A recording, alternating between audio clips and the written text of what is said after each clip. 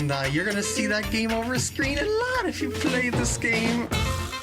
Like the Loch Ness Monster, Bigfoot, or Area 51 aliens, some video game endings are often talked about but rarely seen by actual gamers. There's Flappy Birds, Yetis, and a couple endless challenges we've wasted hours of our life on, never to come close to an ending. And what's the game that's so hard we just lose on purpose? Find out, and discover the game endings you'll never get to by legitimately playing on your own, unless some type of cheat is involved. Chrome TRex game. When Google decided to enter the internet browser game with Chrome, no one was talking about the fast features, built-in apps, and ease of use with Google Drive. Everyone became obsessed with the TRex game. The game appears when Chrome has no internet connection, either on a computer or a cell phone. The moves are simple. Click or tap to make the fast-moving dino jump over obstacles. If you discovered the game on your own, it was extremely exciting. Why did this little dinosaur icon come alive, and what do I do now? And that's when the endless jumping began. Not so bad once you start learning the timing. Then suddenly more objects appear, day turns to night, and one single hit sends you back to the restart again. Wow, what a game. In school, it was the perfect hack to avoid classwork. Same for work as well, but no matter how much time you spend dino hopping, good luck reaching the end. There is an actual end to the game, but the programming code indicates it would take years of playing to actually reach it. So for now, let's just focus on the true ending of beating our own high score. Flappy Bird.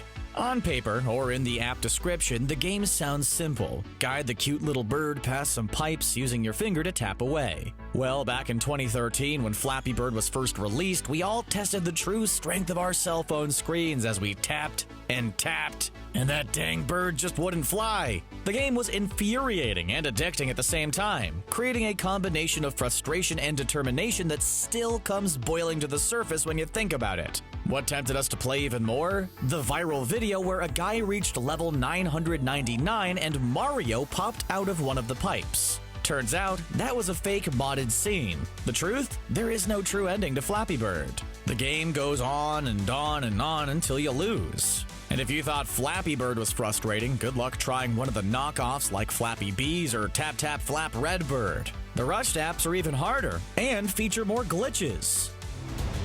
Super Star Wars. Remember Luke's life before he became a Jedi? You know, his peaceful days living on Tatooine, purchasing droids, and drinking colored milk? Well, the Super Nintendo game Super Star Wars would have you thinking otherwise. Luke's venture out into the desert includes an endless array of scorpions, dragon-like creatures, and falling objects. And this is just the first level.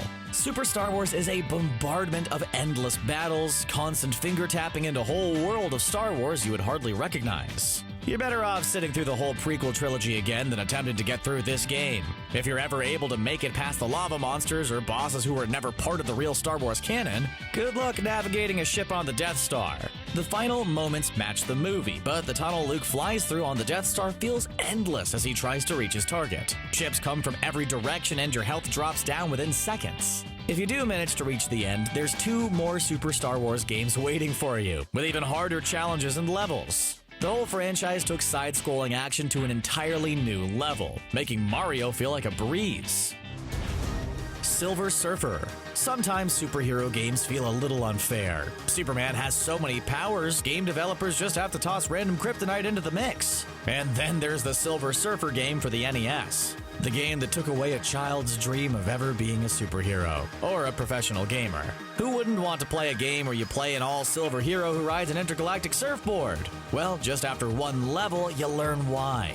Silver Surfer is beyond difficult. There is a constant rush of bad guys with no breathing room, and typically there's always more than one villain on the screen. Despite being a superhero, just one hit knocks the Silver Surfer out, and players must restart the level from the beginning. No save points here. And on top of all that, you have to get your navigation skills ready, because if you hit any walls, sides, or ground parts of the level, you automatically lose a life as well. Did we mention that the Silver Surfer only faces the right, so anything that comes from behind must be dodged and can't be shot at? Get your digital surf skills ready. If you have the patience to make it all the way to the end, we never did, you'll battle against a giant from the forces of magic, a giant with a space gun. Yeah, good luck. Skifree. There was nothing like the good old days of loading up the Microsoft Entertainment Pack to play some classic hits like Free Cell, Minesweeper, and the always tempting Skifree. Skifree was as simple as they came. Ski down a mountain and see how far you can get without crashing, or getting eaten by a flesh-hungry Yeti. There were the players who focused on tricks or actually navigating through the colored gates. And then there were those who took on the Yeti challenge. That Yeti raced down the mountain, looking to devour the skier, and we would get caught every single time. But if you outlasted the beast long enough, 2 Yetis would appear. Of course, this all spurred urban legends of a 3rd Yeti, but that doesn't exist. The truth about Skifree's ending is that there isn't one. The mountain just loops for an endless chase through the snow. I Wanna Be the Guy, the movie, the game. On the surface, the freeware game I Wanna Be the Guy, the movie, the game looks like a great homage to games of the past. Features a fun collection of Easter eggs and is something worth trying your hand at. Well, let's just say we nearly broke our keyboard only 3 minutes into this one. The side-scrolling adventure requires nearly perfect timing for every jump. It has some nearly impossible obstacles to pass, and an endless array of puzzles and challenges to figure out. Oh yeah, we're just in easy mode. It doesn't help that a bunch of the levels require you to go from right to left as opposed to the standard left to right. And who are we kidding with a bunch of levels? We can't even make it through the first one. The best way to get to the end of the game? Go full screen on a walkthrough video and just pretend you're the one who's actually playing. Don't worry, we won't tell. And it's more satisfying than losing over and over and over again. The ending sees players take on a giant head with fireballs shooting everywhere. Once the eyes get blasted out, the player claims victory, and the end credits take you through every world you played through to showcase the craziness of the game once again.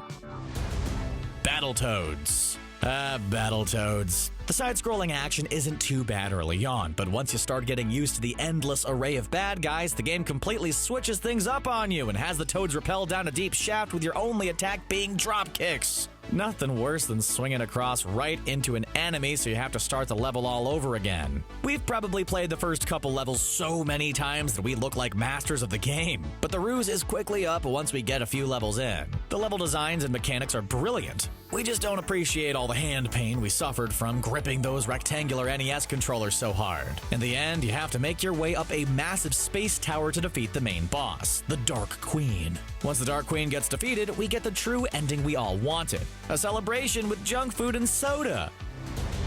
Cuphead.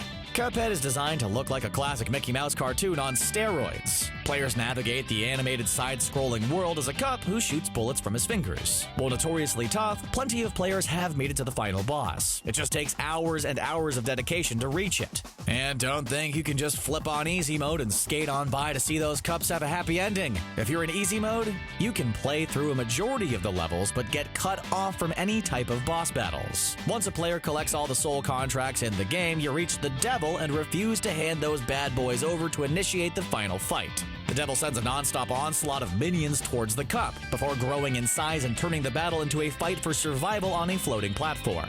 Once defeated, players can enjoy a literal storybook ending, with a nice tease for a potential sequel. Ghosts and Goblins. Ghosts and Goblins appears to be your everyday run-of-the-mill 8-bit side-scroller. A knight in shining armor must battle his way through a bunch of ghosts, and, goblins too. 2 hits and pow, you're back to the starting line. The game box art attracted a ton of players, but the game probably just became a display piece for many because it was hard to defeat. And here's the kicker. Once you actually made it to the end, you learned the whole final battle was just an illusion. You had to go through everything all over again. Yeah, no thanks. And if you thought Ghosts and Goblins was hard, the game spawned multiple sequels, including the equally challenging sequel, Super Ghouls and Ghosts.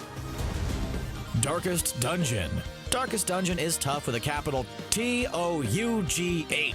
Not only do our characters go through stress and emotional anguish, but so do we, trying to get through these dang dungeons. Choose your heroes wisely as you navigate through forests, dungeons, and other worlds. Each battle requires a lot of important decision-making, and there's a little RNG luck involved as well. The game is one you cannot just jump into. Players have to study worlds, plan out battles, and put a lot of mental prowess into each decision. If you do manage to make it to the end of Darkest Dungeon, don't expect sunshine and roses. The game doesn't end on a happy note, implying that everything's inevitable, no matter what decisions you made or the success you have along the way. A little bleak, huh? Wow, seeing those endings is great, but are they worth playing on your own? Who's up for a game of Mario Kart instead? In that game, we reach the finish line almost every time. Are there any game endings that we missed? Which ones have you actually defeated? Well, let us know in the comments and stick around The Gamer for more great video game content. We're releasing new videos every couple of days. Thanks for watching, and don't forget to subscribe to stay up to date with the channel.